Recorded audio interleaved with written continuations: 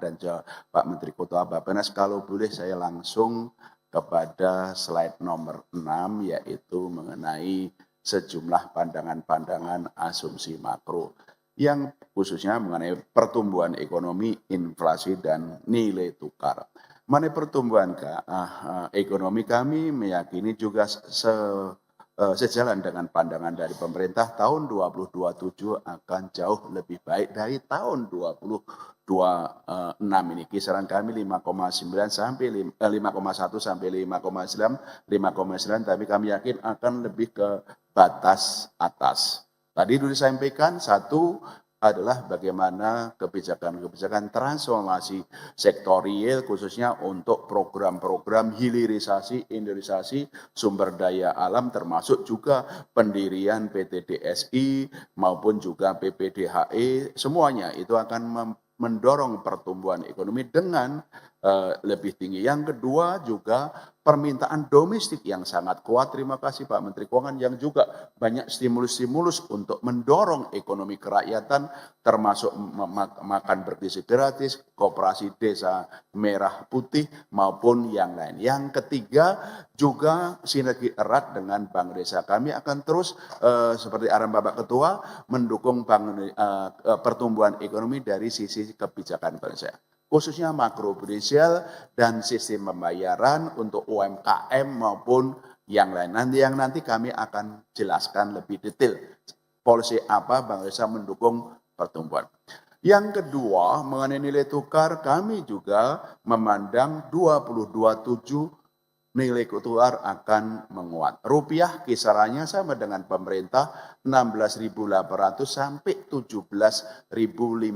Ada 5 faktor utama yang mendasari kenapa rupiah tahun 2027 akan berkisar 16.800 sampai 17.500 menguat ke sana. Yang pertama, tentu saja kondisi ekonomi tidak akan seburuk tahun ini, akan membaik. Pertumbuhan ekonomi dunia itu akan naik ke 3,1%. Tentu saja itu kondisi-kondisi yang sekarang geopolitik kita harapkan akan lebih dan harapannya akan mendorong inflow ke negara emerging market termasuk Indonesia.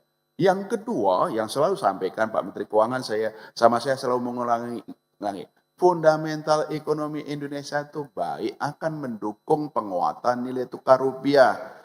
Pertumbuhan ekonomi tinggi, inflasinya rendah, defisit transaksi berjalan juga rendah, imbal hasilnya menarik. Terus kemudian cadangan devisa juga lebih dari cukup. Jadi fundamental kita akan mendukung penguatan nilai tukar. 3 ini yang baru adalah kebijakan Bapak Presiden untuk ekspor satu pintu mengenai PT Danantara Sumber Daya Indonesia. Karena ini akan meningkatkan ekspor. Kemudian meningkatkan devisa hasil ekspor. Meningkatkan juga penerimaan negara, sehingga ini akan mendukung tidak hanya pembiayaan bagi pertumbuhan ekonomi, tapi juga mendukung kenaikan devisa, cadangan devisa, dan penguatan nilai tukar rupiah. Keempat adalah komitmen kuat Bank Indonesia untuk terus menjaga nilai tukar rupiah, baik melalui intervensi, kemudian berbagai kebijakan-kebijakan lain yang sebentar lagi saya akan jelaskan. Kelima adalah koordinasi erat kebijakan fiskal moneter dan kebijakan fiskal pemerintah dan kebijakan moneter Bank Indonesia. Termasuk dari waktu ke waktu kami terus erat, terakhir ini sekarang berdua difokuskan menjaga stabilitas nilai tukar rupiah yang kemarin kita sudah umumkan bersama bagaimana fiskal moneter sama-sama menstabilkan nilai tukar rupiah, yaitu meningkatkan daya tarik imbal hasil investasi portfolio asing dan juga menjaga kecukupan likuiditas yang kemarin kami sampaikan. Itu adalah nilai tukar. Jadi 5 faktor itu rupiah insya Allah tahun depan akan menguat kisarannya 16.800 sampai 17.500.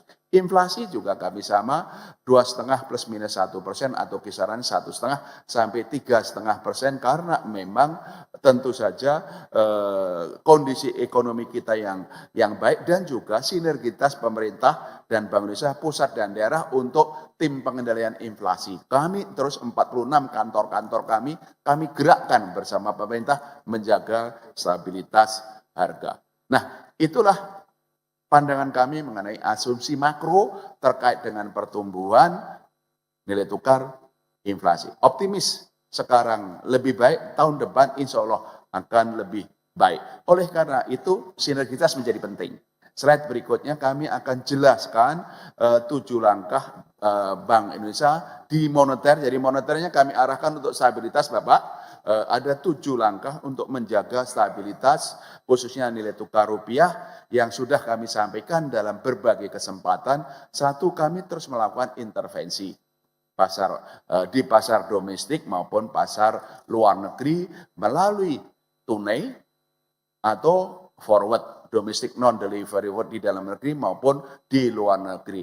Cadangan devisa kami jaga lebih dari cukup untuk menjaga stabilitas nilai tukar rupiah. Nomor 2 adalah menyesuaikan suku bunga. Hari ini kita naikkan lagi 5,5. Kami tidak suka menaikkan suku bunga, tapi untuk bagaimana menarik investasi portfolio asing yang sedang di luar negeri suku bunga naik semuanya. Jadi kadang penyesuaian sesuai mekanisme pasar. Nomor 3 juga meningkatkan aliran masuk modal asing melalui SRBI yang terus kami lakukan koordinasi dengan pemerintah supaya investasi portfolio di SRBI, SBN maupun saham itu naik. Nomor 4 juga kami koordinasi fiskal moneter adalah menjaga likuiditas di pasar uang dan perbankan lebih dari cukup, yaitu pertumbuhan uang primer selalu double digit, terakhir itu 14,8 dan bulan-bulan ke depan selalu akan kita jaga double digit. Nomor 5 adalah menurunkan batasan pembelian dolar di pasar domestik tanpa underlying yang berlaku mulai Juni adalah 25.000 per pelaku per bulan. Nomor 6 yang tadi saya sampaikan Pak Ketua adalah memperluas transaksi falas di dalam negeri, tidak hanya rupiah dolar tapi juga rupiah yuan. Rupiah yuan sekarang sudah ditransaksikan dalam negeri dengan meningkatnya transaksi yuan rupiah untuk penyelesaian perdagangan dan investasi antara rupiah dengan Cina yang kita sebut local currency.